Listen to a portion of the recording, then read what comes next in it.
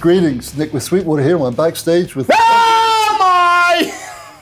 Oh, this ear is completely shut now. Can I sue you for, like, hearing damage? No, it's too late. It's fine. I'm just helping you because there's less of me you'll be hearing tonight. So go ahead, Father Nick. What do we got? What do we got going on? What we've got here is... What are we talking about? This man here has an amazing, like, your track record, your resume, if you will. Ozzy Osbourne, your own stuff with Ozzy, but also playing Randy stuff, also playing Jake stuff. Then Black Label, of course. Then, if you're not busy enough, you're doing the Pantera Celebration. And then if you're not busy enough, all of last year you're doing Pantera Celebration. Then you do Zakk Sabbath throughout the winter periods. Now you're back with Pantera. So my question to you is, your favorite, let's start with Randy. What is your favorite I'd like to Randy retire, riff? but I can't because I'm still paying off those Berserker bills from the early Black Label years. Like Norm from Cheers, but it's just these bills are just... They keep stacking up. It's just gigantic, man. It's like an iceberg. I remember you telling me once that I'll never retire because I'm married with 4 kids and my wife likes shoes. Yes, well, there you go. Yes, exactly. You got bills. We can always keep dipping into JD's per diem fund, but we can only do that for so long. But carry on. So carry on, Father Nick. When you were playing with the man, the myth, you know, with Ozzy, the boss, yes, with the boss. When you weren't playing your own stuff and you were playing Randy stuff, what were your favorite riffs or solos to play? Well, I just said it's like being with Oz. It's just like being in the coolest cover band you could possibly be in, and then you get to do your own stuff too, you know what I mean? So, no, because I love, all the guys. Obviously St. Rhoads, I love Jake, I love, and obviously Lord Iommi, me being a Yankee fan my whole life, and now I'm playing for the New York Yankees, you know what I mean? Or Gotcha, yeah. Manchester United is my favorite team, and now I'm playing for Manchester United. There were no... What's your favorite song? I love them all. Yeah. You know what I mean? Gotcha. So let me put it this way. When you were on stage with Oz, were there any Randy solos that were highlights for you to play that you were really looking forward to? I think with everybody, all of us, obviously Mr. Crowley, right? Yeah. Because you get 2 solos in that one. So, you know what I mean? So, Mr. Crowley's amazing. But I love, all the Randy solos are amazing. So, and then, with the Jake stuff, I love all that stuff too. Whether we did Bark at the Moon, Shot in the Dark, and stuff like that, that was always in the set. I love it all. But, obviously playing with the fellas, doing the Pantera Celebration, Betty Crocker, Taste Devastation, Demolition Fest up here every night, and celebrating the guys, it's just, I love the whole thing. As soon as the kabuki drops to Phil singing Stairway to Heaven at the end of the night, you know what I mean, and saying goodbye to everybody. Like I said, I thank the good Lord every day. I'm truly blessed, man. I get a chance to honor the guys every night, and it's a blast. So, but the same thing with with Zakk Sabbath when we're out there doing that. I love it all. Right. Whether we're playing Supernaut or Into the Void or they're all crushing. You know what I mean? The only thing I kind of go like, oh, not again, is when, we got to do Black Label songs, and I'm just like miserable all the time. But aside of that band, everything else is a joy to play. I got to say, I've never seen you play Floods before, but you've introduced it on this leg, and your solo was breathtaking, I got to say, including the outro. You were very true to Dime on that one, but still sounded like Zakk. They're breathtaking. I'm sure JD would have some other choice where it's breathtaking as in like, I never want to hear music again in my life. But I've ruined that experience for him. But it's great. It's just Dime. It's just, Dime doing the Andy Summers chords all throughout that, every breath you take. Chords, it's just the Andy Summers chords. Yeah, the sus9 chord. Yeah, it's great stuff. Yeah, without a doubt. I think Dime was just like, I'm going to write a song around these chords, you know what I mean? So, and he did. Yeah, and it's awesome. If you play the first 3 slightly different, it is Message on the Bottle at the end. Yeah, but I'm saying the shape of the chord, you know what I mean? Yeah. The Ad 9. Which is great. I could just see Dime going, learning Message in a Bottle and going, man, these are cool chords. I'm gonna write something around this. You know what I mean? He did so well. Yeah, totally, and it came out great. Every night when I gotta end it, I get choked up.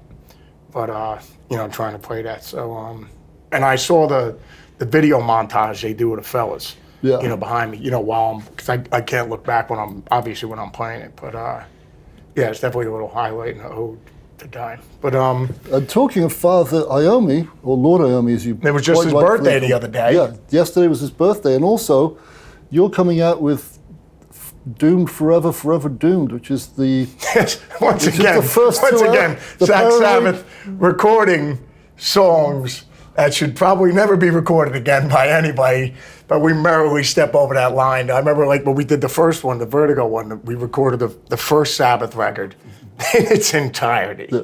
Like, why? And now you're But the doing the second two. review, it was better than Shark Sandwich. It just said, Why? Zakk Sabbath, Vertigo. Why?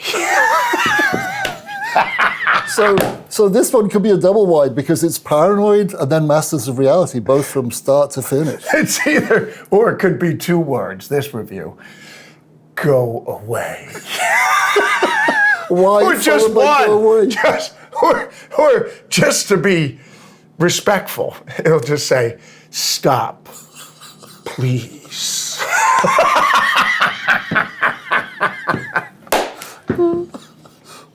So one last They question. can't write that, can they? Oh, they did. Oh, they did. Oh, there's a fine line between clever and stupid. There is no fine line. This is just stupid. No line at all.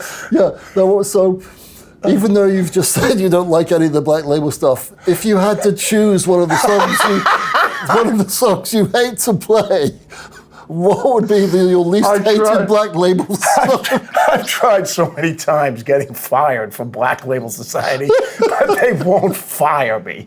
It's like the producers. They won't fire me. So which is your least unfavorite song to I don't play? even like drugs, and I got a drug problem just so I would get fired from Black Label Society. That didn't work.